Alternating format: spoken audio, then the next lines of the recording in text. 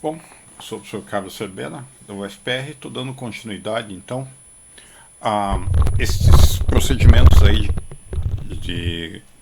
para poder fazer uma análise de, de narrativas, de entrevistas em psicologia analítica.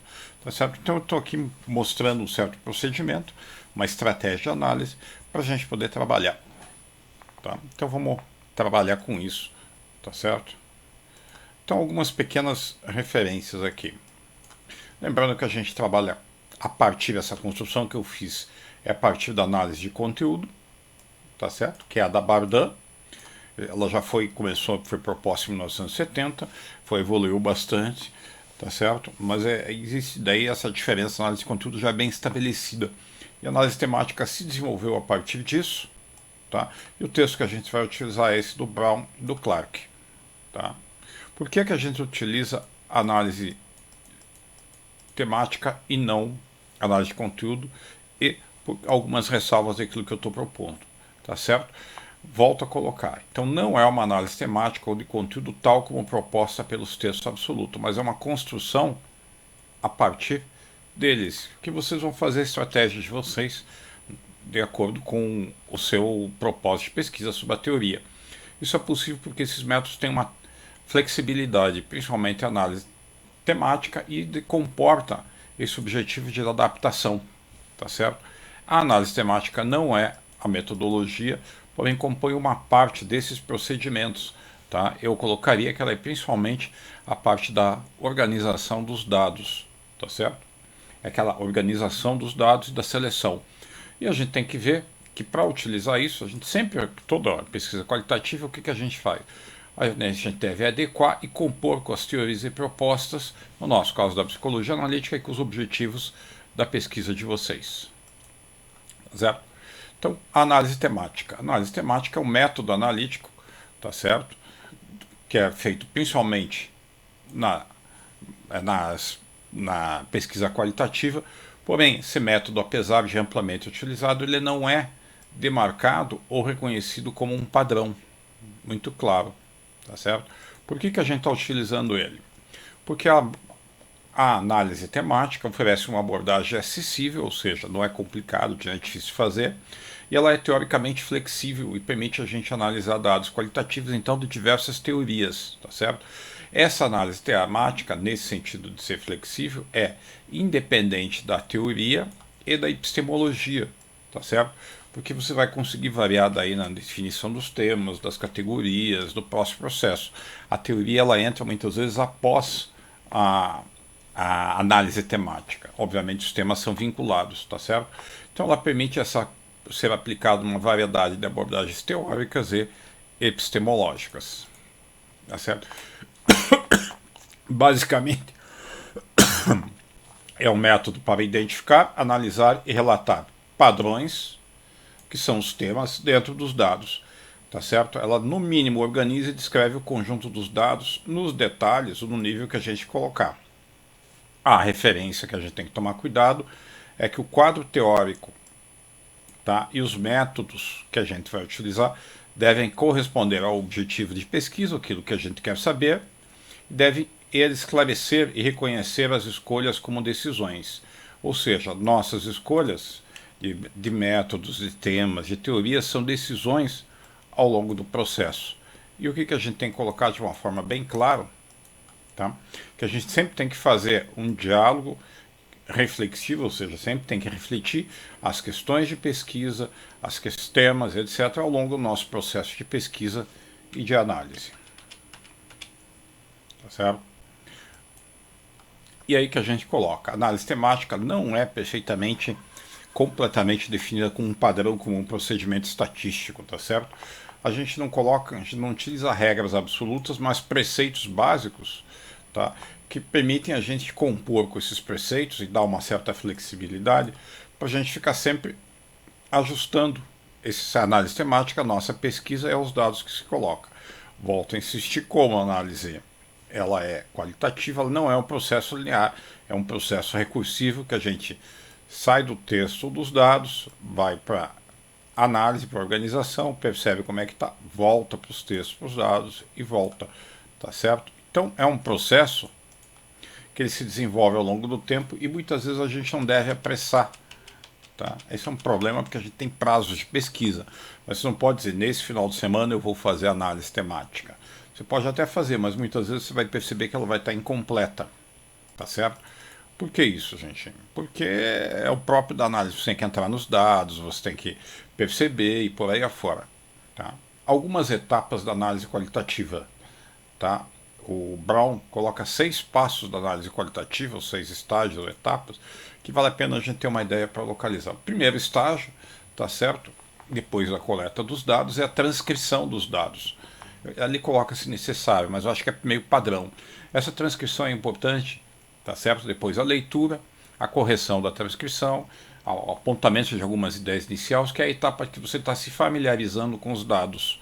Tá certo? Então a transcrição das entrevistas, são lá 10 entrevistas, 15 entrevistas, vai transcrever, vai corrigir, vai ler, vai reler, vai perceber inicialmente alguns núcleos, sentido e significado. Isso vai permitir você fazer a segunda etapa, tá certo? Que é gerar os códigos iniciais. Esses códigos aí são os primeiros temas, são os primeiros sentidos, significados, categorias, ele está chamando códigos. E você vai tentar traduzir as entrevistas e aonde estão nas entrevistas esses códigos, esses temas, esses sentidos.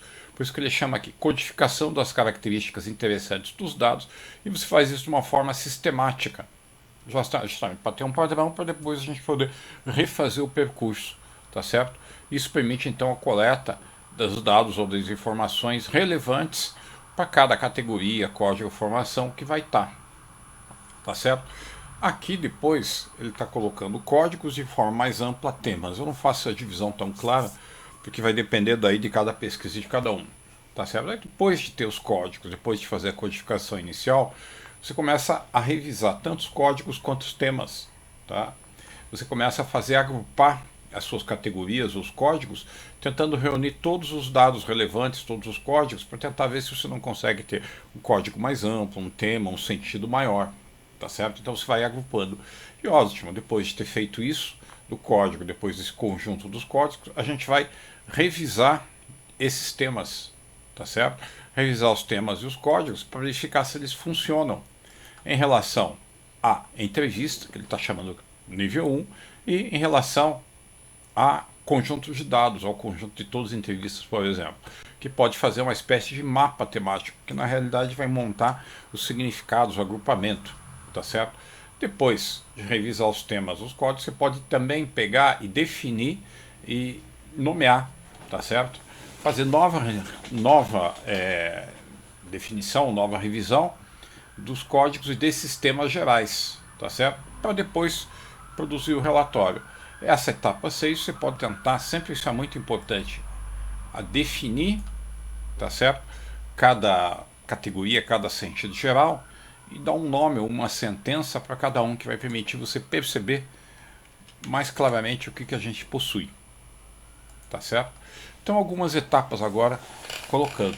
Tá? Não tem muito sem segredo. A primeira etapa é a imersão dos dados. Tá certo? A entrevista, ou a transcrição da entrevista, e a leitura de cada entrevista. Tá? Você faz uma imersão. Essa leitura, você vai ter já algumas intuições, algumas ideias iniciais do que isso está presente ali, de como você pode fazer esse processo. Tá? Lembre-se que essa organização dos dados, tá, ela está sempre dentro daquele modelo que a gente tem um conjunto grande de informações que a gente não consegue lidar com ele. No caso ali, por exemplo, seria um conjunto das entrevistas transcritas. Conjunto de todas. Tá certo? Tá. Isso aí muitas vezes vai gerar isso, volto a insistir, tá?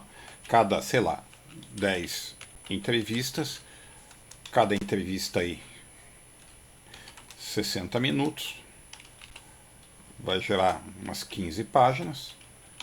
Então a gente tem um total aí de... Isso é muito importante para vocês terem 160, 150 páginas.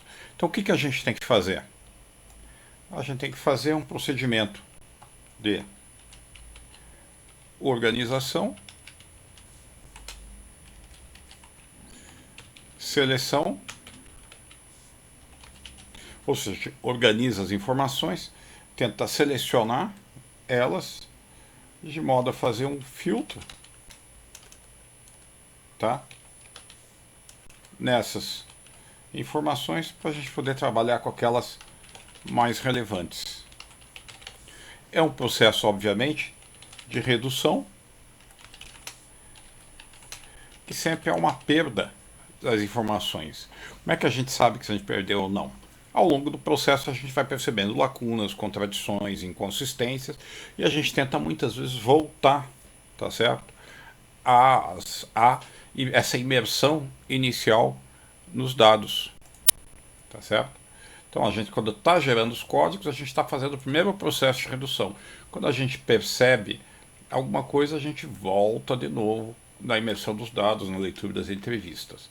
Então, depois da imersão dos dados, a gente gera os códigos, significados iniciais, tá certo? Que é a primeira lista de ideias sobre o que é, do que está nos dados, que é interessante, tá? E organiza então esses dados em grupos significativos, em grupos que têm informação, tá? Aí a gente vai, tá? Essa codificação, essa redução, ela não é automática, tá? Ela depende muito se a gente quer tirar dos próprios dados, ou seja, direcionado pelos dados, ground teoria, que eles chamam, ou se é dirigido pela teoria. Ou seja, a gente sai, que nem eu já dei um exemplo da sombra, tá? Muitas vezes a gente junta um pouco os dois, sai da teoria e percebe que os dados apontam em outra direção, a gente tira alguns temas, os sentidos dados dos temas, tá? Muitas vezes a gente tenta codificar o maior número possível de temas ou padrões para tentar perder o menor quantidade de informação possível. Tá? Também não pode ser excessivo, né?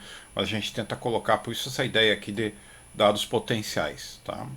A gente tem que pensar sempre em dois momentos, tá? De forma inclusiva, que esses temas, esses padrões, esses códigos, ele tem que guardar um pouco o contexto, tá? Ou seja, aonde que essas informações contextuais para guardar a relevância delas, tá? E obviamente, gente, tá? O texto pode se trata do texto, né? O mesmo texto que você está ali, a mesma parte da entrevista, ela pode ter vários sentidos, vários significados. Ou seja, ela pode dar no código significado, sentido, importância, sombra, ânima. Por isso que ele coloca, né? O extrato do texto pode ser modificado muitas vezes, ou seja, em muitos códigos, se for relevante. E esses códigos, eles têm que representar o texto, tá certo? Então ele deve retratar as contradições, as lacunas, não organizar como a gente quer, tá certo? A terceira etapa é a tematização. Depois dos códigos, tá? Levantados em cada entrevista, a gente faz o quê? A gente verifica os padrões que estão colocados ali e tenta poder agrupar. Tá? Muitas vezes estão também relacionados aos indicadores ou à própria teoria. Também é um pouco relativo o que é código, o que é tema. O padrão é esse, né? Códigos códigos, que daí agrupa, gera um tema maior, um significado mais amplo. Mas muitas vezes as categorias já estão mais ou menos definidas, tá certo? Muitas vezes a gente tem, e vale a pena deixar, nesse processo, à medida que a gente for se familiarizando com os dados, os códigos, os temas, os sentidos significados vão ficando mais claros, mas no início a gente não consegue encaixar.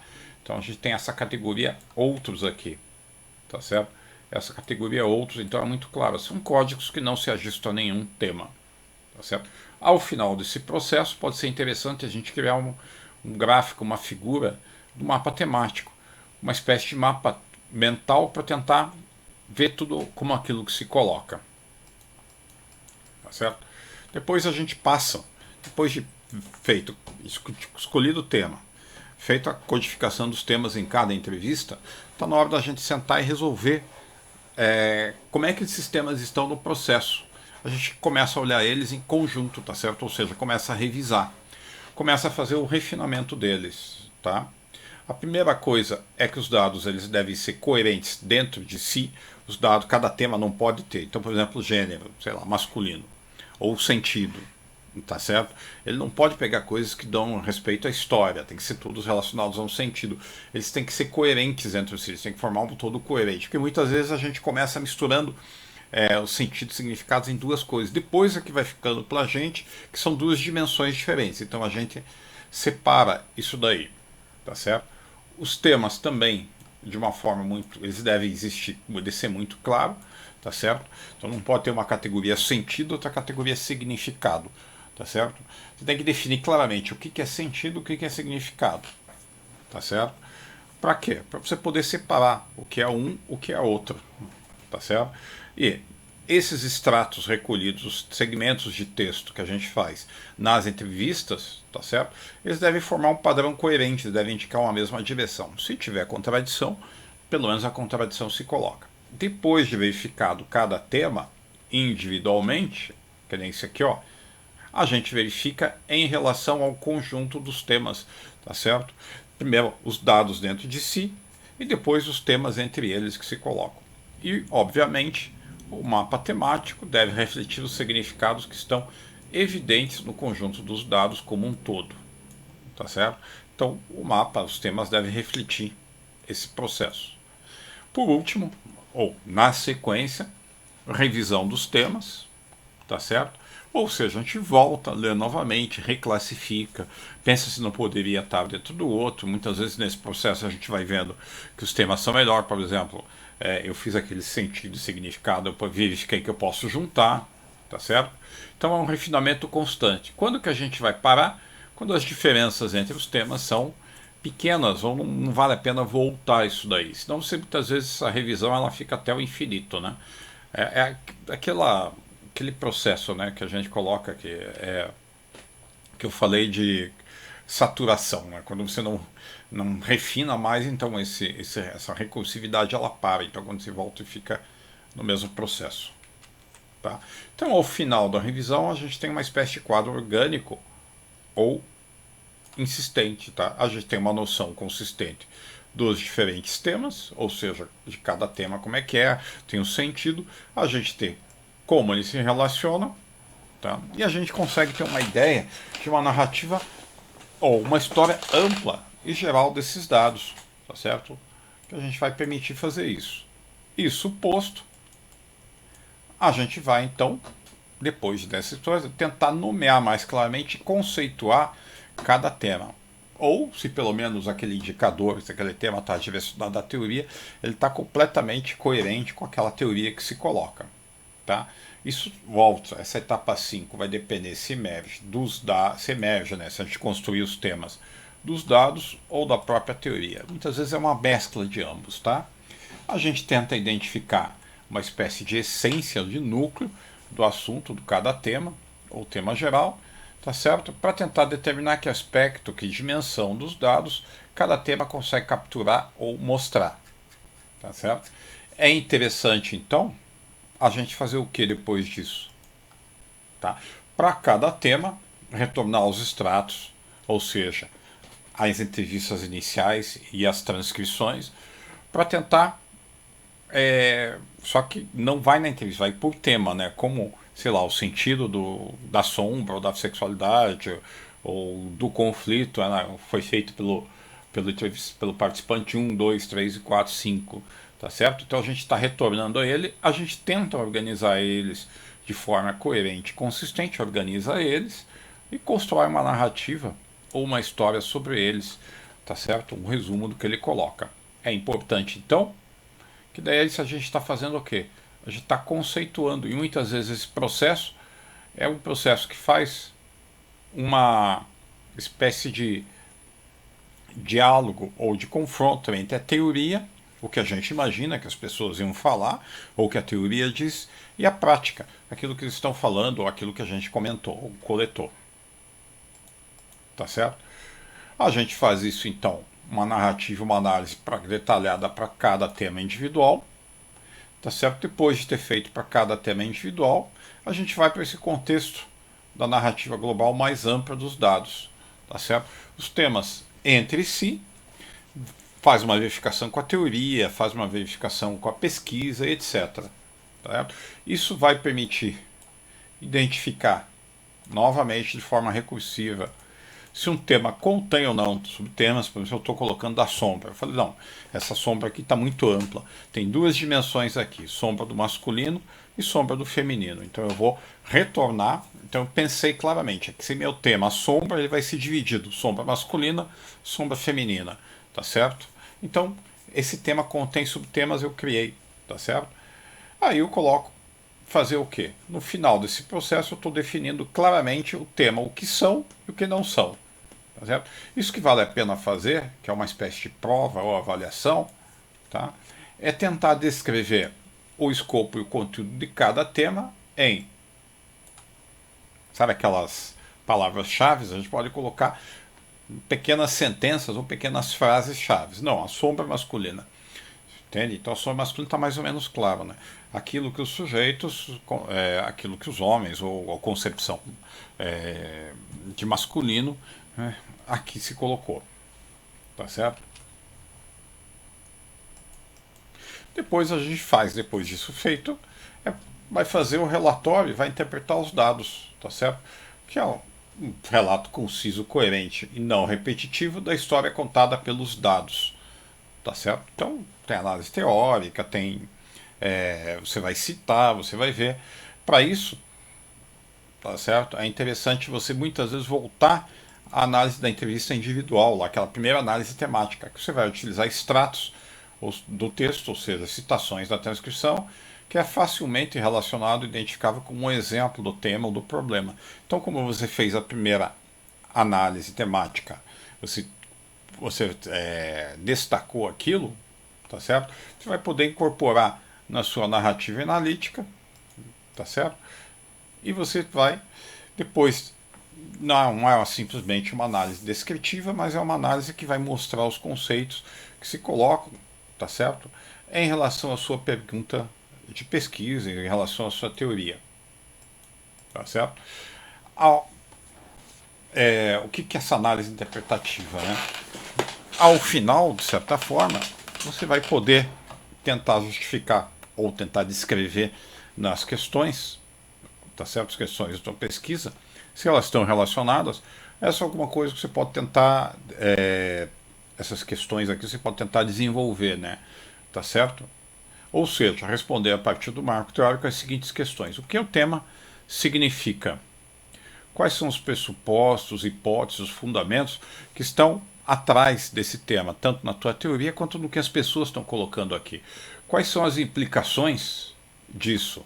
Tá certo? Quais são as condições ou as causas, os motivos mais prováveis que isso se constitui como tal? Se você fez a enunciação, você viu por quê? De que forma que as maneiras que as pessoas falam sobre a sombra ou sobre isso aqui? E por que as pessoas falam sobre isso dessa maneira particular e não de outra forma? Tá? E qual é a história geral, ou qual que é o sentido geral, que esses diferentes temas falam sobre o assunto, sobre a minha pergunta de pesquisa. Tá certo? Então, a análise temática, num contexto maior, depois a gente vai ver mais exatamente como fazer, é muitas vezes essa ideia, tá certo? Dessa massa de dados, a gente poder, dessa massa de dados, a gente organizar, selecionar, filtrar as mais relevantes, com o mínimo de redução de perda de conteúdo. E, obviamente, no final, a gente poder ter uma compreensão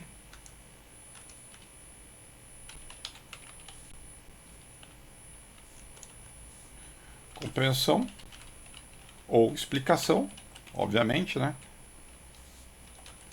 do problema de pesquisa. Em teoria,